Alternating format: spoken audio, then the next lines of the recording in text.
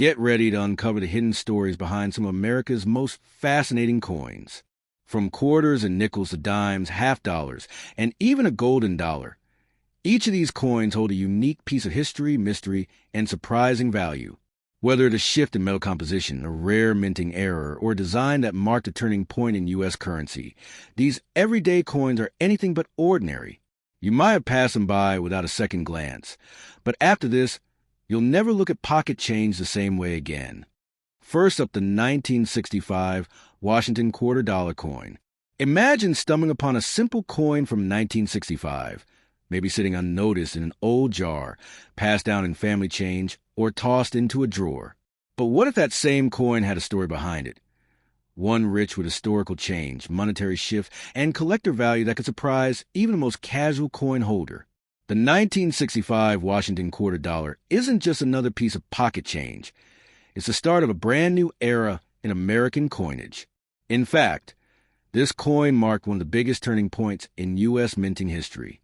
And believe me, by the time you finish watching this, you'll be checking every 1965 quarter you come across. Let's take you back to the early 1960s, a time of rapid social change, rising inflation, and a looming silver shortage. Up until 1964, quarters were made of 90% silver. But in 1965, the U.S. Mint had to make a difficult decision. Silver was getting too expensive to use in everyday coins. The answer? A brand new material, cupronickel. That's right. The 1965 Washington quarter was a first clad quarter, made of an outer layer of 75% copper and 25% nickel, bonded to a core of pure copper. It may not sound exciting on the surface, but this one change transformed U.S. coinage forever. Not only did it save millions from mint, but it also made earlier silver coins more collectible and more valuable. Now, here's where things get really interesting. While most 1965 quarters are made of the new copper-nickel-clad composition, a tiny number of 1,965 quarters were mistakenly struck on silver planchets, leftover blanks from 1964. These era coins are extremely rare and valuable, often selling for thousands of dollars at auction. One sold for over $7,000, just for a quarter. So how can you tell if you've got one of these treasures? The first thing you should do is check the edge of the coin. A regular 1965 clad quarter will show a copper-colored stripe along the edge. But if yours looks completely silver all the way through, that's your first clue. Weighing the coin is another method. A silver quarter weighs 6.25 grams, while clad one weighs about 5.67 grams. If yours is on the heavier side, it's time to get professionally evaluated. You could be holding a fortune in your fingers. But even regular 1965 quarters can catch the attention of collectors. With over 1.8 billion of them minted, yes, billion, you might think they're all common. And it's true that most are worth face value. But pristine, high-grade, uncirculated examples, especially those graded MS-65 or higher, can fetch between $10 to $40 or even more, depending on demand. Even more desirable are coins with errors or varieties. Ever heard of the double die error? This happens when a coin is struck twice with slightly misaligned dies, creating a doubling effect on the lettering or imagery. While not officially listed for 1965 quarters, some collectors claim to have spotted anomalies worth exploring. These coins, when confirmed, can demand significant premiums. Let's not forget design. The 1965 quarter still carries the iconic image of George Washington, designed by John Flanagan in 1932. The reverse side shows a heraldic eagle with outstretched wings, clutching arrows and olive branches, a powerful symbol of strength and peace. Though the coin's material changed, the design remained a pillar of American identity until the state quarters program began in 1999. Now, you might be wondering, should you hold on to your 1965 quarters? The answer is absolutely. At least check them carefully first. Not only is it the first of its kind in the clad series, but it's also a historical turning point. While most are still circulating and aren't rare, those in mint condition or with errors can carry decent collector value. And if you're a beginner in coin collecting, the 1965 quarter is a perfect place to start. It teaches you about metal composition, minting transitions, historical context, and even how to spot high-value errors. Plus, since so many are still in circulation, you might find one in your spare change today. Want to go deeper? Start checking the coin's surface quality. Look for lustrous shine, no scratches, and a sharp strike. Any coin that looks flawless should be inspected more closely. It could be worth submitting for grading. Oh, and here's a little-known secret. No mint mark was used on quarters in 1965. That's right. Whether they were struck in Philadelphia or Denver, the coins were all minted without a mint mark that year. This was done to discourage hoarding, since people were stockpiling 1964 silver coins, hoping they'd increase in value. The mint needed coins to stay in circulation, and removing mint marks helped slow down collectors from snapping them all up. Next up, we're diving into one of the most intriguing coins in American pocket change history, the 1970 Washington quarter dollar. At first glance, it may look like just another everyday quarter, but hidden beneath its worn surfaces is a fascinating story involving rare minting errors, historical shifts, and valuable variations that could surprise even seasoned collectors. The 1970 quarter came during a time of big changes. The United States had already moved away from using silver in quarters just 5 years earlier. So, by the time this coin was struck, all quarters were being made from a copper-nickel clad composition, meaning a core of pure copper with an outer layer of a nickel-copper alloy. Though this change was introduced to cut costs, it marked the end of an era for U.S. coins. The 1970 Washington quarter was struck at 3 mints: Philadelphia, Denver, and San Francisco. Coins from Philadelphia had no mint mark. Those from Denver had a D. And the San Francisco Mint produced proof coins, marked with an S. The Philadelphia Mint struck around 136 million quarters, while the Denver Mint produced over 417 million. That's a lot of coins. But even in such high numbers, not all quarters were created equal. The ones from San Francisco, however, were never meant for circulation. These proof coins were made specially for collectors, and only about 2.6 million of them were struck. They have a mirror-like finish, sharp details, and are much more refined compared to regular circulating coins. But here's where things get truly fascinating. In 1970, something extremely unusual happened. A very small number of 1970 S-proof quarters were accidentally struck on 1941 Canadian silver quarters. This type of mint error is known as a planchet error, where a coin is struck on the wrong metal blank. These rare hybrid coins contain 80% silver, the original composition of a 1941 Canadian quarter. Only a handful are known to exist, and when one of them surfaced at auction, it sold for over $35,000. That's an eye-popping price for what was once just pocket change. This kind of discovery reminds us that even among billions of coins, a few can be absolute treasures. Let's talk about the design for a moment. The obverse front features a timeless image of George Washington, based on a bust by sculptor Jean-Antoine Adon, and designed for the coin by John Flanagan. Washington faces left, with the word liberty above and in God we trust on the left. The date appears just below the bust. The reverse back shows a powerful American bald eagle, wings spread wide, perched on a bundle of arrows. Below the eagle is a pair of olive branches, symbolizing both strength and peace. The top reads United States of America, with the motto E Pluribus Unum beneath it, and at the bottom, the denomination quarter dollar.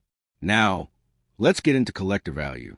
If you have a regular 1970 quarter from circulation, its value is generally around 25 cents, unless it's in mint state condition. Uncirculated examples can be worth $5 to $30, depending on grade and luster. A pristine MS 65 or higher mint state can command more, especially if the coin has strong detail and no contact marks. Collectors also seek out full strike coins, where the finest details are clearly visible, like Washington's hair or the eagle's feathers. The better the strike, the more desirable the coin. As for proof coins from San Francisco, most are worth between $5 and $15, depending on the condition. But don't forget, the extremely rare Canadian silver planchet error is in a league of its own. If you think you've found one, the first giveaway would be its weight, because silver coins weigh more than clad ones. Always weigh your coins and inspect edges for telltale signs of silver shine. Let's not forget errors and varieties. Though the Canadian planchet error is the most famous, other more common errors exist, such as off-center strikes, clipped planchets, double die obverse, where the text or design appears doubled, struck through grease or debris, which causes missing or blurred features. These types of errors, depending on severity and clarity, can fetch from a few dollars to a few hundred. Always keep an eye out for anything unusual, especially if the coin looks off compared to normal examples. Historically, the 1970 quarter is interesting because it sits right before the major shift in the coin world. The state quarters program introduced in 1999. From 1932 to 1998, the Washington quarter design remained mostly unchanged, making coins like the 1970 issue part of the classic era of U.S. coinage.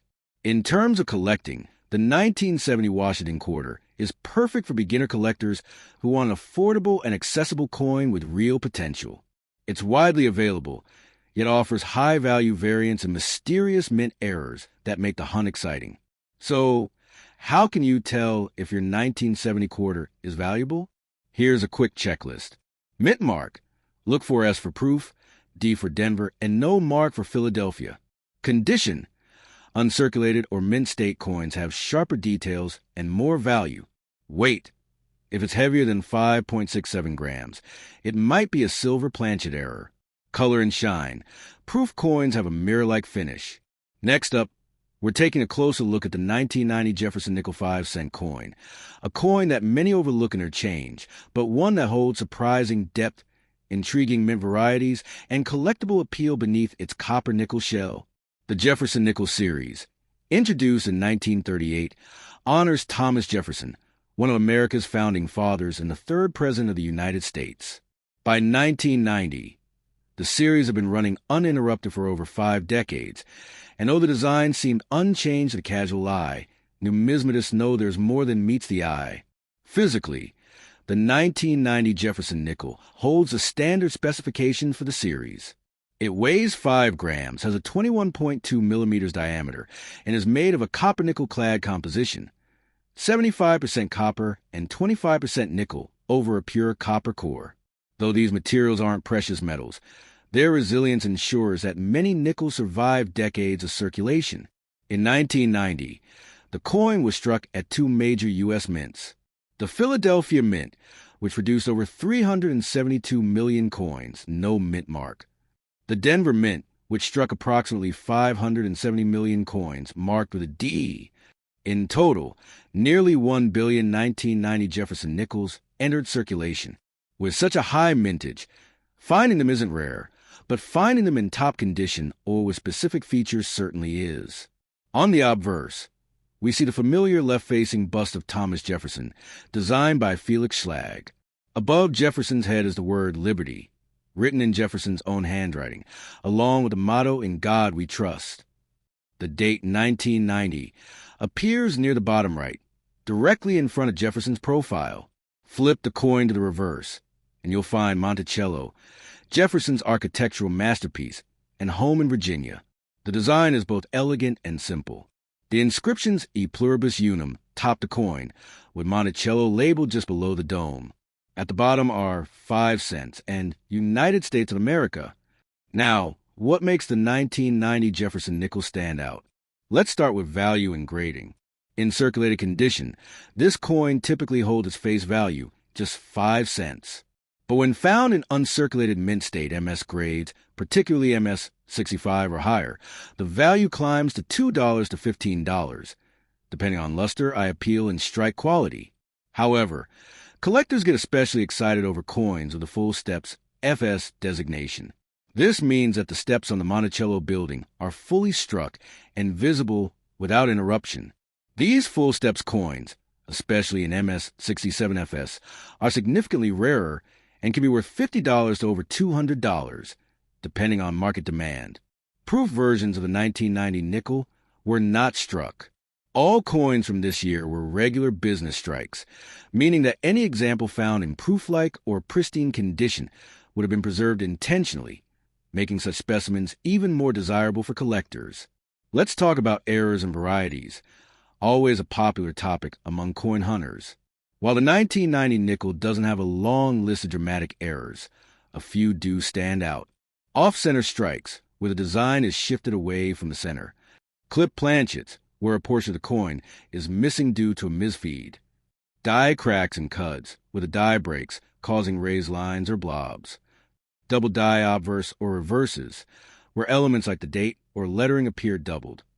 These types of errors can range from $10 to over $100, depending on severity, visibility, and demand. Even minor die breaks or unusual planchet flaws can add collectible interest. One fascinating aspect of this year's coinage is that it falls just before a major shift in U.S. coin design began in the early 2000s. While Jefferson Nickels continued mostly unchanged until 2004, the 1990 issue represents one of the last consistent years in the traditional Schlag design era before the Westward Journey series launched in 2004. In that way, the 1990 Jefferson nickel is a late-stage example of American classic coinage before modernization took hold. How to identify a potentially valuable 1990 nickel? 1. Mint mark. Check if it's from Philadelphia, no mark, or Denver, D mark. 2. Condition. Look for high-quality surfaces. No scratches, bold strike, full luster. 3. Full steps. Flip the coin and check Monticello. Can you count all the steps clearly? 4. Error features. Use a magnifying glass or microscope to spot doubling, cracks, or clipped areas. Now let's go a step further. Why does a coin like this matter? Because it represents the heartbeat of American currency. Billions were struck, circulated, spent on candy bars and bus fare, sat in drawers, and passed from hand to hand. Yet, among those billions, a few still gleam with untouched brilliance, or carry an odd twist of fate, a strike too strong or too weak, a die misaligned, or a step perfectly struck. These are the moments collectors live for. The 1990 Jefferson nickel is also an ideal learning coin. For beginners, it offers a chance to practice grading, understand mintage numbers, and get familiar with mint marks. For seasoned collectors, it provides a thrill of chasing full steps and hunting obscure errors. In today's market, interest in older Jefferson nickels is growing. Next up, let's explore the 1998 Jefferson nickel 5-cent coin, a coin that might look like spare change, but in the right hands could become a prize collector's piece. While millions of people pass it over in everyday transactions, savvy collectors know it's worth a deeper look. The Jefferson nickel has been in circulation since 1938, replacing the Buffalo nickel. Designed by Felix Schlag, its iconic obverse features a left-facing portrait of Thomas Jefferson, one of America's most influential founding fathers. The 1998 version carries the same design, but there's something about the late 90s coins that feels transitional, like they're standing at the edge of history. In 1998, Jefferson nickels were struck at two major locations. Philadelphia Mint no mint mark, with around 629 million coins. Denver Mint D mint mark, with approximately 882 million coins produced. Together, that's more than 1.5 billion nickels, flooding circulation throughout the U.S. Yet even in a sea of coins, there are a few gems to be found, especially for collectors who know what to look for. Let's break down its design and composition. The 1998 Jefferson nickel weighs 5 grams, has a diameter of 21.2 millimeters, and is made from a 75% copper, 25% nickel clad over a copper core. It has a plain edge and a metallic sheen that can vary depending on the condition and exposure to the environment. The obverse design remains consistent. Thomas Jefferson's stern but intelligent face, with "In God We Trust" to the left, "Liberty" in his own handwriting to the right, and the year below. The reverse showcases Monticello, Jefferson's Virginia estate. The fine architectural details, including the steps, columns, and dome, are subtle but key indicators of strike quality. Here's where things get exciting for collectors. A small number of 1998 Jefferson nickels boast full steps, a designation given when the Monticello building on the reverse shows 5 or 6 complete, uninterrupted steps. These coins are highly collectible, and in MS-66 or MS-67 full steps, they can be worth $50 to over $250, depending on eye appeal and rarity. Coins without full steps, in mint state 65, usually range from $2 to $10. The hunt for full steps is more than a game, it's a strategy. Many of these higher-grade strikes came from mint sets, where coins were specially packaged for collectors and spare from circulation wear.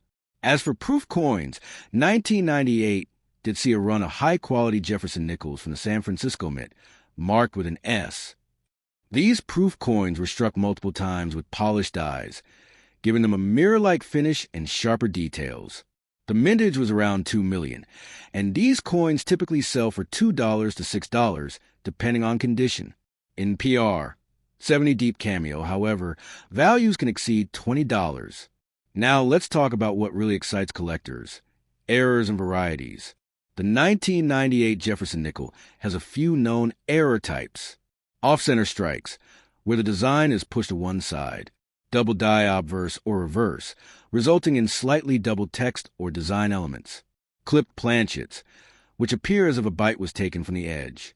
Die cracks and cuds, which create raised lines or blobs on the surface. These error coins range in value depending on severity, from $10 for minor clips to over $100 for dramatic double strikes.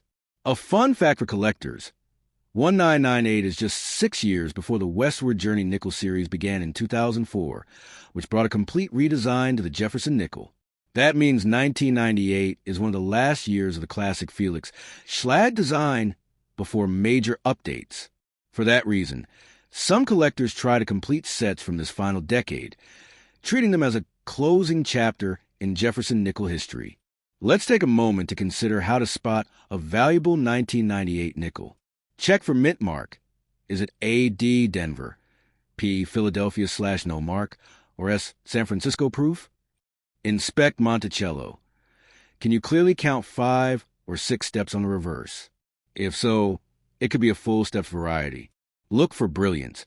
Is the surface glossy and sharp with no signs of wear? Scan for errors. Anything odd, off-center, or doubled should be inspected further. Even in circulated condition, a 1998 nickel with a dramatic error or full steps can be a pleasant surprise. For many collectors, the thrill lies not in finding a rare coin in a showcase, but in pulling one from a roll or pocket change.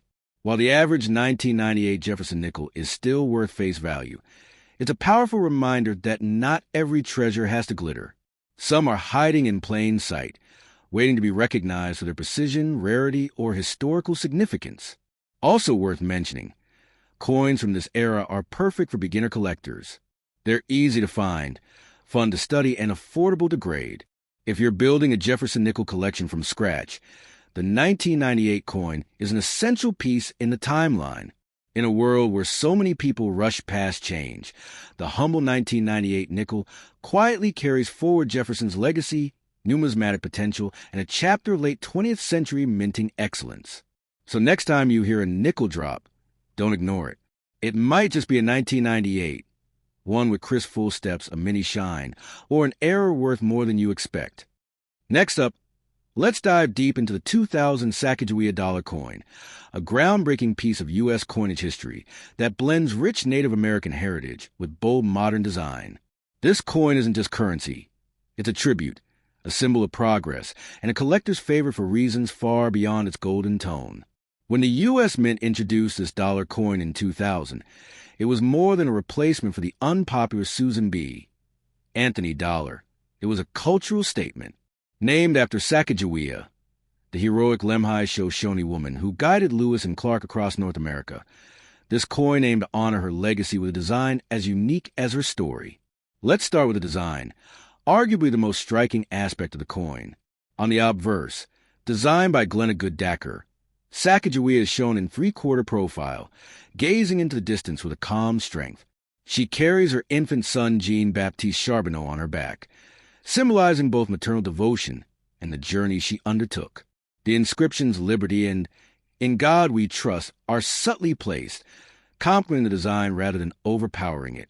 The reverse, designed by Thomas D. Rogers, features a soaring bald eagle surrounded by 17 stars, representing the State of the Union at the time of the Lewis and Clark expedition. The inscriptions United States of America and $1 encircle the eagle in a graceful arc. The overall effect is majestic and modern. Clean lines, bold imagery, and unmistakable American spirit. Now, let's talk composition. Despite its shiny gold appearance, the Sacagawea dollar is not made of real gold. Instead, it's composed of a manganese brass alloy, 88.5% copper, 6% zinc, 3.5% manganese, and 2% nickel. This gives a distinctive golden hue and a smooth, matte finish. The coin weighs 8.1 grams, measures 26.5 millimeters in diameter, and features a plain edge, a detail that separates it from most U.S. coinage, which usually has reeded edges. In terms of mintage, 2000 was a big year. The U.S. Mint produced over 1 billion Sacagawea dollars across its facilities. Philadelphia Mint, over 767 million. Denver Mint, over 518 million. San Francisco Mint produced proof coins totaling about 4 million. Given these massive numbers, the 2000 Sacagawea dollar is not rare in circulated condition. In fact, many still pop up in change or coin rolls. But the value lies in quality, rarity of varieties, and collector demand. Let's break down some valuable varieties and collector favorites from this iconic issue. 1. Cheerios Dollar. Perhaps the most famous 2000 Sacagawea variety is a Cheerios Dollar. Early in 2000, General Mills partnered with the U.S. Mint to promote the new coin by placing one in every 2,000 boxes of Cheerio cereal. About 5,500 Sacagawea dollars were distributed this way. But here's the twist. These coins were struck slightly differently from regular ones. On the reverse, the eagle's tail feathers are more detailed, with enhanced definition. These coins were actually patterned strikes, not regular issues. Today, a certified Cheerios dollar can fetch $2,000 to $7,000 or more, depending on condition and certification. 2. Wounded Eagle variety. Another standout is the Wounded Eagle error. Found on the reverse of some 2000p dollars, it shows a die gouge running through the eagle's chest, making it appear as if it's been pierced. This striking visual error is highly sought after, with values ranging from $250 to over $1,000, depending on grade. 3. Strike-through and off-center errors. Like any high mintage coin, the 2000 Sacagawea dollar has its share of mint errors, off-center strikes, die clashes, and strike-throughs, where foreign material interfered during striking. These errors can range from $50 to several $100s, depending on severity and clarity. 4. Proof coins and special sets. The San Francisco Mint produced brilliant proof coins for collectors. These coins feature mirror-like fields and frosted devices, perfect for display. In PR 69 or PR 70 deep cameo grades, they typically sell for $10 to $50, but prices climb for coins with flawless surfaces or rare packaging. Another gem for collectors is a Millennium set, which featured a specially prepared 2000 Sacagawea dollar alongside a 2000 Silver Eagle. While the coin in this set appears normal, collectors prize it for the limited packaging and association with the turn of the millennium. Now, let's talk values in general. Circulated coins, typically worth $1 face value. Uncirculated coins, around $2 to $5. MS 66 to MS 68 coins, $10 to $25, depending on luster and strike. Full strike or satin finish coins, up to $50 or more. Cheerios Dollar, $2,000 plus. Wounded Eagle, $250 to $1,000 plus. Let's not forget the coin's legacy and symbolism. The Sacagawea dollar broke barriers by putting a Native American woman front and center on American currency, a bold move that remains rare in the world of coinage. It also ushered in the Native American $1 coin program, launched in 2009, which features new reverse designs each year highlighting Native American contributions to history. The 2000 coin, being the first in the series, holds a special place. It's not just a coin, it's a conversation starter, a cultural artifact, and a symbol of inclusion. Glenna Goodacre's stunning portrait of Sacagawea remains one of the most human and emotional designs in modern coin history. For collectors, investors, and history buffs, The 2000 Sacagawea Dollar offers value and variety. It's widely available, yet sprinkled with hidden treasures like rare varieties, errors, and eye-catching proof versions. Whether you're stacking coins, searching coin rolls, or building a US dollar type set, this coin deserves your attention. So next time you see that golden flash in your change, don't dismiss it, because the 2000 Sacagawea Dollar might just be worth a lot more than a dollar, both in money and meaning. Next up, we turn our attention to the 1972 Kennedy half-dollar coin, a large, bold piece of U.S. coinage that not only carries the image of a beloved American president, but also offers collectors a mix of nostalgia, patriotism, and numismatic value. Though millions were minted, the 1972 Kennedy half-dollar still holds a unique position in the hearts of collectors and history lovers alike. The Kennedy half-dollar was first introduced in 1964, shortly after the assassination of President John F. Kennedy. It was designed quickly and released as a tribute to the fallen leader. Since then, it has undergone various changes in composition, mintage, and collectability. The 1972 edition marks a significant phase of the series, one defined by circulation coins with no silver content, large production numbers, and subtle differences that still attract collectors. Let's begin with the design and specifications of the 1972 half-dollar. The obverse, designed by Gilroy Roberts, shows a left-facing portrait of John F. Kennedy, striking a strong and hopeful expression. Around the portrait are the inscriptions Liberty, In God We Trust, and the date below. The reverse, by Frank Gasparo, depicts the presidential seal, an eagle with a shield on his chest, holding an olive branch and arrows, surrounded by 50 stars. This coin is made from a copper-nickel-clad composition. That is, an outer layer of 75% copper and 25% nickel bonded to a pure copper core. It weighs 11.34 grams, has a diameter of 30.6 millimeters, and features a reeded edge. Prior to 1971, the coin still had 40% silver, but by 1972, all circulating versions were fully clad and contained no silver at all. Now let's talk mintage. The U.S. Mint produced the 1972 Kennedy half-dollar in 3 locations. Philadelphia Mint, over 153 million coins, no mint mark. Denver Mint, approximately 141 million coins, with a D mint mark. San Francisco Mint, around 3.26 million proof coins, with an S mint mark, intended for collectors. While the mintage numbers may seem high, that doesn't mean every 1972 half-dollar is the same or worth only face value. Let's explore the value of this coin in various conditions. Circulated coins are generally worth 50 cents to $1.50. Uncirculated examples, MS-63 to MS-65, range from $3 to $12 depending on luster and sharpness. High-grade mint state, MS-66 or higher, coins can sell for $75 or more, especially with a strong strike and no marks. Proof coins from San Francisco, especially in PR, 69 deep cameo, can bring $15 to $30, while flawless PR, 70 coins are worth significantly more. But what truly excites collectors are the errors and varieties that sneak into circulation unnoticed, unless you know what to look for. Valuable errors and varieties. 1. Double die obverse, DDO. Some 1972 half-dollars show signs of double lettering, particularly around Liberty and In God We Trust. These are rare but can command $100 to $500, depending on severity and grade. 2. Off-center strikes. Coins where the design is misaligned can be worth $50 to several $100s, depending on the percentage off-center. 3. Clip planchets. These appear as if a small piece is missing from the edge and are worth $25 to $150 based on how dramatic the clip is. 4. Strike-through errors. For material or grease on the die may cause part of the design to be missing or smeared. These coins range in value from $20 to $200.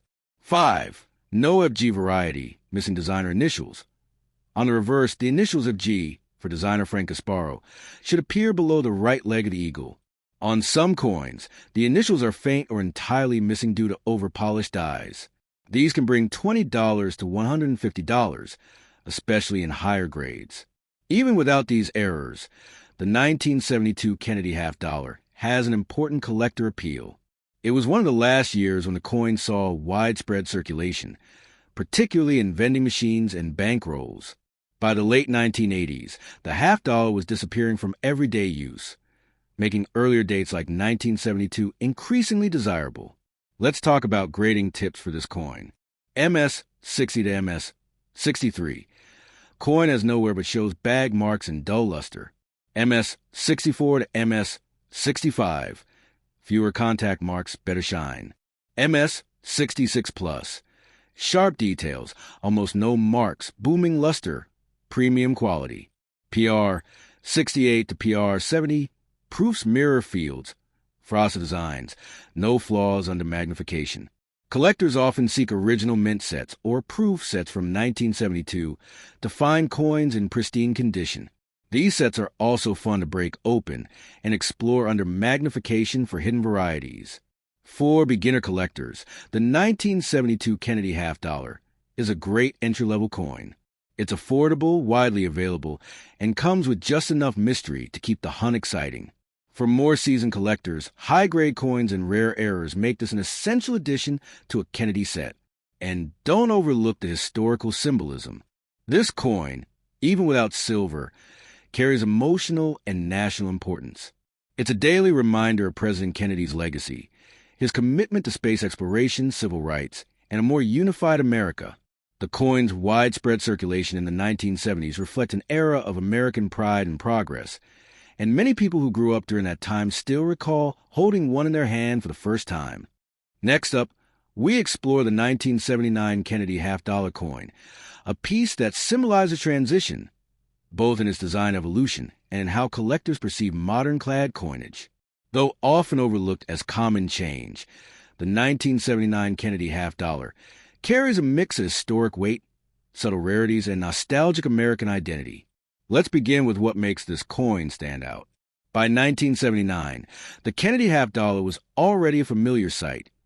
It had been circulating for 15 years, since its rapid release following the assassination of President John F. Kennedy in 1963. The public's strong admiration for JFK ensured the coin's emotional value, but by the late 1970s, its practical use was fading. Still, collectors kept their eyes open, and the 1979 issue introduced some small but fascinating twists that are still worth attention today. Design and composition. The obverse was created by Gilroy Roberts, featuring a left-facing profile of John F. Kennedy. The expression is confident, almost futuristic, as if peering into tomorrow, fitting for a president associated with vision, space exploration, and youth. The words liberty, in God we trust, and the date 1979 frame the portrait. On the reverse, designed by Frank Gasparo, is the presidential seal, a heraldic eagle clutching arrows in an olive branch, a shield over its chest, and 50 stars forming a ring around the design. Above the eagle's head is a ring of clouds and rays. The inscriptions read, United States of America and half dollar. The coin is copper-nickel clad, made of an outer layer of 75% copper and 25% nickel over a pure copper core. It weighs 11.34 grams, has a diameter of 30.6 millimeters, and features a reeded edge. No silver was used in these circulation coins. All silver content had been removed by 1971. Mintage figures. The 1979 Kennedy half dollar was minted in 3 facilities. Philadelphia, no mint mark. Approximate 68.3 million. Denver, D mint mark. Approximate 15.8 million. San Francisco, S mint mark. Around 3.7 million proof coins. This puts the total mintage at nearly 88 million. A healthy figure that makes circulated coins easily accessible, but also opens a door for discovering well-struck examples and hidden errors. Collector value and pricing. For everyday examples, circulated coins usually trade at face value to $1.50. Uncirculated coins, MS-63 to MS-65, can be worth $3 to $10. MS-66 or higher coins with full luster and sharp strike may reach $30 to $75, particularly if certified. Proof coins from San Francisco and PR, 69 deep cameo, bring $10 to $25 on average. PR, 70 examples can push $75 plus depending on demand and grading service. But what really elevates this coin's appeal are the varieties and errors that have gained attention among numismatists. Notable errors and varieties. 1. 1979, S-Type 1 and Type 2 proof varieties. The San Francisco Mint produced two distinct proof versions. Type 1, filled S, the mint mark appears blob-like or filled in. This variety is more common. Type 2, clear S, a much sharper, clearer S mint mark, more refined and scarcer than Type 1. Collectors pay premiums for Type 2 coins in top condition, often upwards of $30 to $100, especially in PR, 70 DCM. 2. Off-center strikes. Some 1979 half dollars were struck off-center, sometimes by 5 to 20%. These errors are visually striking and can fetch $50 to several $100s, depending on severity and condition. 3. Clip planchets and strike-throughs. Planchet clips, where part of the coin is missing due to a miscut, and coins struck through grease or debris are exciting finds. These errors can range from $20 to over $100. 4. Double die obverse or reverse minor doubling. While no dramatic double dies are confirmed from this year, some subtle doubling on Liberty or the Eagle's feathers has been observed. These are rare but intriguing for error hunters. What to look for when collecting. Collectors aiming to add a 1979 Kennedy half dollar to their collection should focus on sharpness of strike. Many 1979 coins have weak detail, especially on JFK's hair. Luster. Bright, original mint luster adds significant eye appeal. Clean fields. Fewer contact marks raise a coin's grade and value. Type 2 proofs. For proof set collectors, finding a cleanest mint mark is the gold standard. Don't forget to check the edge. Reading should be even and the copper core visible. Damaged edges or misaligned planchets may point to valuable mint errors. Cultural and numismatic importance.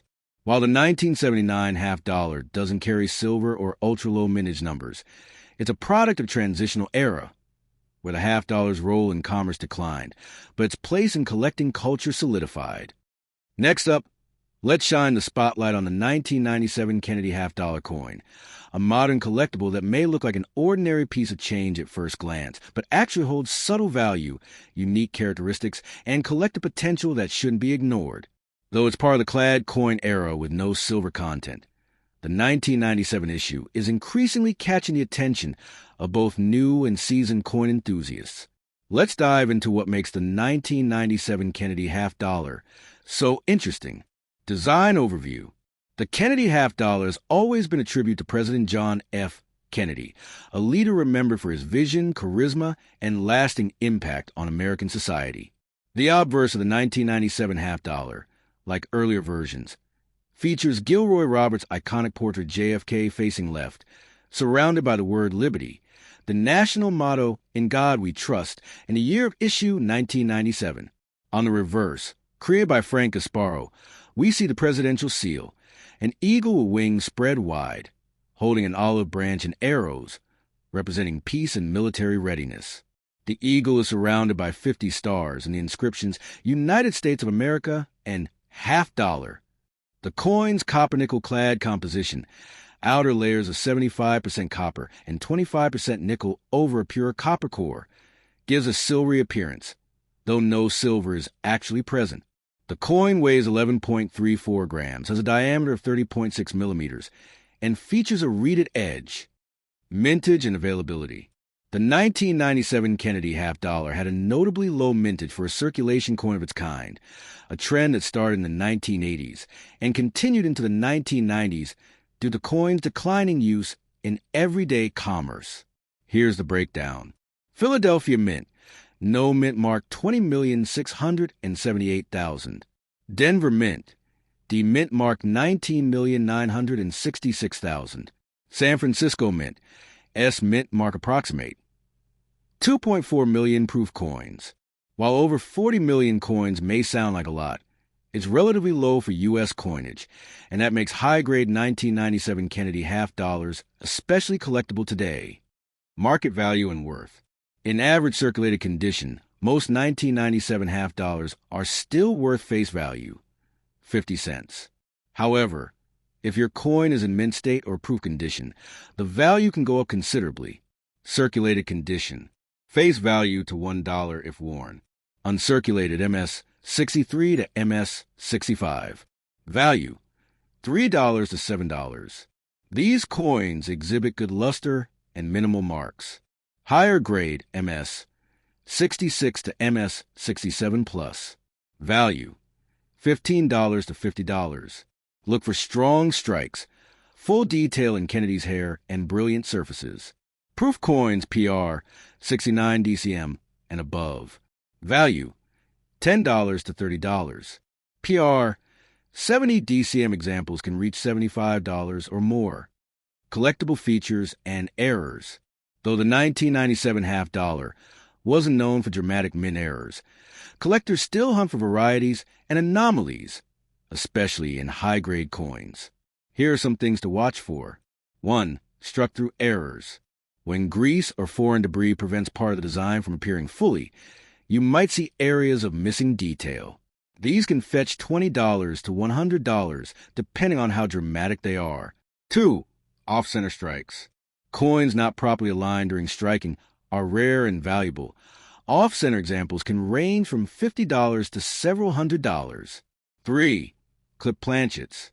A coin with a curved or incomplete edge, due to a miscut blank, is often worth $25 to $150, depending on size and clarity. 4. Proof varieties. Among San Francisco proof coins, some subtle variations in cameo contrast, polish, and mint mark sharpness can affect value, especially in ultra-high grade submissions. Why collect the 1997 Kennedy half dollar? Even though this coin was struck during the modern era and doesn't contain silver, it remains a favorite among collectors for several reasons. Low mintage of the time. Compared to the hundreds of millions minted in the 1960s and 1970s, the 1997 issue's total is modest. Lower mintage equals higher collector interest. Historical significance. Any Kennedy half dollar carries emotional weight. JFK's lasting legacy, especially his efforts in civil rights, the space race, and diplomacy, keeps the design relevant. Challenge for high-grade hunters. Finding truly pristine 1997 halves with clean fields, sharp detail, and booming luster is tougher than it seems. MS 67 and PR 70 coins are quite limited. Affordable entry point. For beginner collectors, this coin is an excellent place to start. It's not prohibitively expensive, yet still offers the excitement of searching for perfect examples or unusual varieties. Grading tips. If you're looking to assess your 1997 half dollar, here's what to look for. Hair detail. High points like Kennedy's hair above his forehead should show full strands. Next up, let's dig into 1989 U.S. one-dime coin, a small yet powerful piece of American change that continues to hold surprising value among collectors.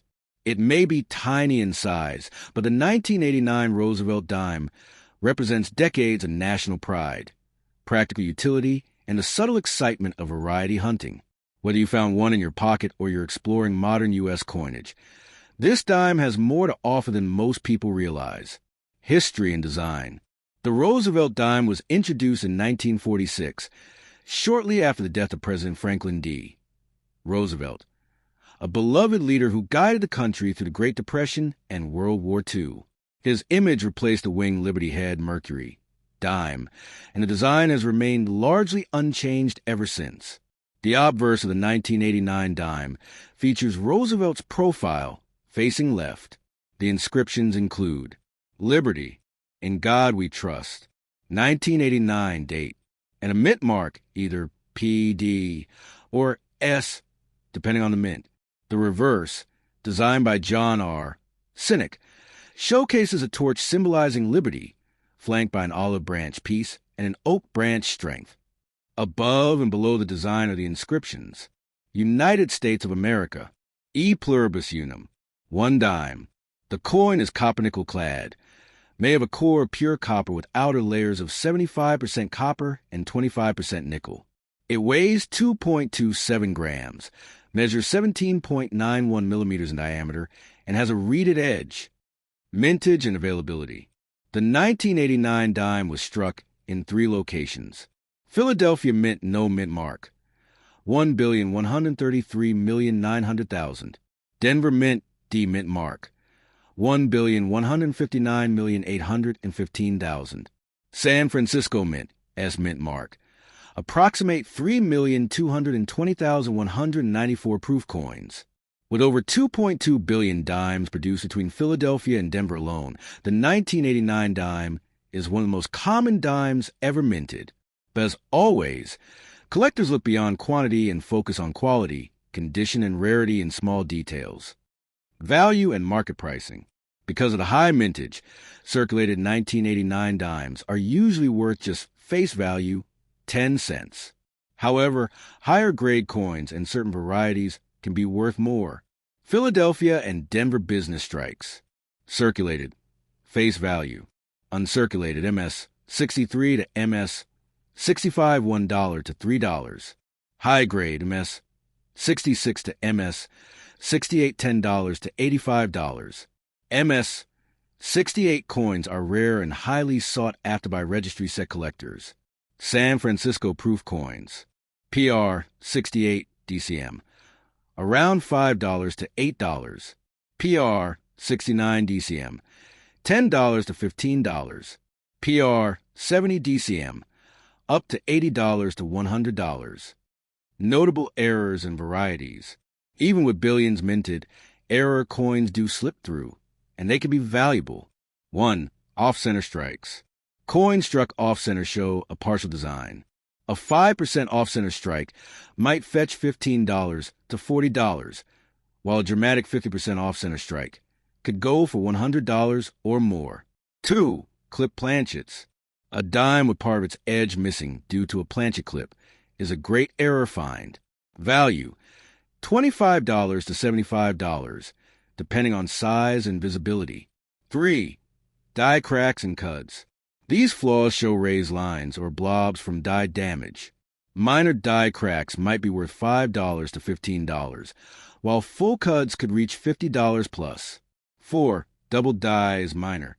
While no major double die is officially listed for the 1989 dime, some minor doubling on letters or numbers has been reported. These coins can range between $10 to $50 based on visibility and condition. 5. Missing clad layer. If a 1989 dime is missing its outer nickel layer, it will appear reddish like a penny. These are rare and can be valued between $75 and $250, depending on how much of the layer is gone. Collector tips. If you're hoping to find a valuable 1989 dime in circulation or build a quality collection, here's what to look for. Strike sharpness. The best coins will show clear detail in Roosevelt's hair, the torch flame, and the branches on the reverse. Luster. A bright, unbroken mint luster is a sign of an uncirculated coin. Clean surfaces. Fewer nicks and scratches, especially in the open fields, mean a higher grade. Many collectors enjoy building complete year sets, one from each mint, both business strikes and proofs.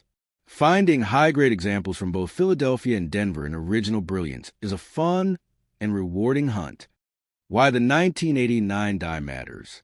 At first glance, it may seem like just another common coin, but the 1989 Roosevelt dime has its own quiet significance. It marks over 4 decades of Roosevelt's presence on the dime. It's part of the larger narrative of everyday American coinage that shaped generations of commerce and culture. Next up, we explore the 1994 U.S. 1 dime coin, a tiny yet powerful relic of American currency that's easy to overlook but offers rich layers of design, history, and collectible value. As part of the long-running Roosevelt Dimes series, this particular year's issue is filled with subtle details that appeal to both casual and serious coin enthusiasts. So let's uncover what makes the 1994 dime a coin worth paying attention to. Historical context and design. The Roosevelt dime was introduced in 1946 to honor President Franklin D. Roosevelt, a symbol of strength and leadership during America's most challenging times. The dime continues to carry his legacy, making it more than just spare change. It's a tribute etched in metal. The obverse features. A detailed profile of Roosevelt facing left, liberty to his left. The motto "In God We Trust" below the chin. The mint year 1994. The mint mark D, P, or S near the date. The reverse, designed by John R. Cynic, displays a torch symbolizing liberty, an olive branch for peace, an oak branch representing strength, along with the inscriptions United States of America, E pluribus unum, and 1 dime. This design remains one of the longest standing in U.S. coinage, with timeless relevance and simplicity. Physical specifications: metal composition, copper nickel clad, outer layers of 75% copper and 25% nickel over copper core. Weight, 2.27 grams. Diameter, 17.91 millimeters. Edge reeded. Although it's not made of silver like dimes minted before 1965, it still has a brilliant shine and lasting durability when preserved properly. Mintages and types. The 1994 dime was minted at 3 major U.S. facilities. Philadelphia Mint, no mint mark 1,459,000,000. Denver Mint, D mint mark 1,203,290,000. San Francisco Mint, S mint mark around 2,484,594. Proof coins only. With over 2.6 billion coins minted, this dime is quite common in circulation. However, in high grades, special strikes, and proof finishes, it becomes significantly more desirable. Market value and collectability. Because of its high mintage, most 1994 dimes found in pocket change are only worth face value. But certain qualities, like mint condition, grading, or minting errors, can elevate its value. Circulated used coins. Typical value, 10 cents. Uncirculated condition, MS 60 to MS 65. Value, $1 to $3. Higher grades, MS 66 to MS 68. Value, $7 to $75 plus. Coins with strong luster and minimal contact marks command premium prices, especially from the Denver and Philadelphia mints. San Francisco proof coins, S mint mark. PR, 69 deep cameo, $5 to $12. PR, 70 deep cameo, can reach $75 to $150 plus based on rarity and perfect strike. Known errors and varieties. Despite its common mintage, the 1994 dime has produced a few interesting errors that can increase its value significantly. 1. Clip planchet, a dime with a piece missing from the edge due to a blank cutting mistake. These can fetch $25 to $75, depending on the size of the clip. 2. Off-center strike, coins that are misaligned during minting. A slight off-center error may be worth $20 to $40, while extreme examples with 50% of the design missing can sell for $100 or more. 3. Die cracks and cuds. Small die cracks or chips can appear as raised lines or blobs. Minor cracks bring in $5 to $20, while major cuds may reach $50 to $100. 4. Missing clad layer. If one side is missing the outer layer, the coin will look copper-toned. This type of error is rare and could sell for $100 to $250. 5. Double die obverse, DDO. While not confirmed as an official variety for 1994, minor doubling of letters or numbers on the obverse could increase value if verified, potentially $25 to $150, depending on severity and grade. Grading tips. To distinguish between regular and premium coins, grading becomes key. Here's what collectors look for. Full torch lines. Sharp reverse design with distinct torch lines is preferred. Strong hair detail on Roosevelt's head, especially near the temple. Luster. Brilliant mint shine with no dulling. Clean fields. Fewer scratches or bag marks in the background areas. If your dime appears flawless, consider having it graded by NGC or PGGS. A certified MS 68 dime can fetch significant money and enhance your collection's value. Collecting strategy. The 1994 dime is ideal for collectors who want to complete a year's set of Roosevelt dimes. Enjoy searching pocket change for high-grade coins. Love the thrill of spotting errors or rare die varieties. Prefer low-cost but engaging entries into coin collecting. Next up, let's explore the 1999 U.S. 1 dime coin, a small yet shining piece of everyday American currency that holds more intrigue than most people expect. Though it's easy to overlook such a tiny coin, the 1999 dime is a perfect example of how value isn't always about size. It's about condition, rarity, and those fascinating minting quirks that collectors hunt for. Whether found in your change or stashed in an old drawer, this coin might surprise you. Design and symbolism. The 1999 dime proudly continues the Roosevelt Dimes series, honoring President Franklin D. Roosevelt, a man known for leading the country through two of its toughest eras, the Great Depression and World War II. His legacy lives on not only in history books, but in billions of dimes that have passed through American hands since 1946.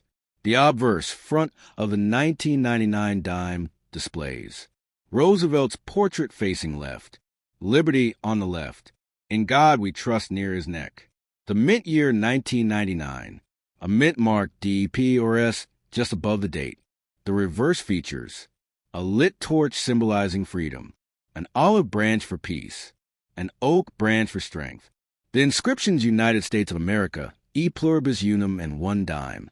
Coin specifications. Composition: copper nickel clad, 75% copper, 25% nickel over a copper core. Weight: 2.27 grams. Diameter: 17.91 millimeters. Edge reeded. Designer: John R. Sinek. Though modern in design, it retains a classic and instantly recognizable American identity. Mintages and mint marks. The 1999 dime was produced at 3 major U.S. mints. Philadelphia, no mint mark. 1,419,500,000 minted. Denver, D mint mark. 1,337,620,000 minted. San Francisco, S mint mark. Approximate 2,543,401 proof coins. That's nearly 2.8 billion coins released, making a 1999 dime extremely common. However, the real interest for collectors lies in coin condition, proof strikes, and especially minting errors. Current market value. With such a high mintage, most 1999 dimes in circulation hold only face value 10 cents. But depending on condition and strike, their value can rise. Circulated coins. Value: 10 cents face value. Uncirculated coins MS 63 to MS 65. Value: $1 to $3.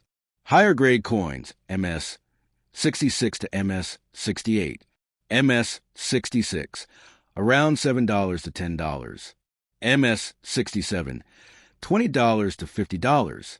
MS 68, $75 to $150 plus very rare. San Francisco proof coins. PR 69 deep cameo, $5 to $12. PR 70 deep cameo, $60 to $100 plus. Perfect proof coins with strong contrast and clarity, especially from the San Francisco Mint, are highly desirable to collectors building modern proof sets. Error coins and varieties. What truly excites collectors are the 1999 dime errors. Though relatively modern, there are some very valuable mistake coins from this year. 1. Off-center strike. If the coin is struck misaligned, the design may be pushed toward one side.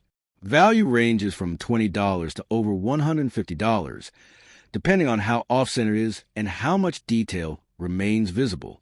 2. Clip planchet. These coins are missing a piece from the edge, giving them a crescent-like look. A clean, noticeable clip could fetch $25 to $80. 3. Die cracks and cuts. Minting dies wear out and cracks or chunks breaking off leave raised lines or blobs on the coin. Values range from $10 to $50, depending on visibility. 4. Missing clad layer. If the nickel layer is missing on one side, the coin appears red like a penny. This rare error can sell for $100 to $250 plus. 5. Double die obverse DDO. While no major DDO is widely recognized for 1999 dimes, minor doubling of the letters or date has been reported. A clear and confirmed DDO could be worth $25 to $100, depending on the clarity and condition. What to look for? To find a premium 1999 dime, here are some key traits collectors search for. Sharp strike details, especially Roosevelt's hair and torch flame. Strong mint luster with no dull or darkened areas. No scratches or bag marks in the open fields. Full torch lines and branch detail on the reverse. Attractive toning, especially rainbow or deep blue hues, which can raise collector value.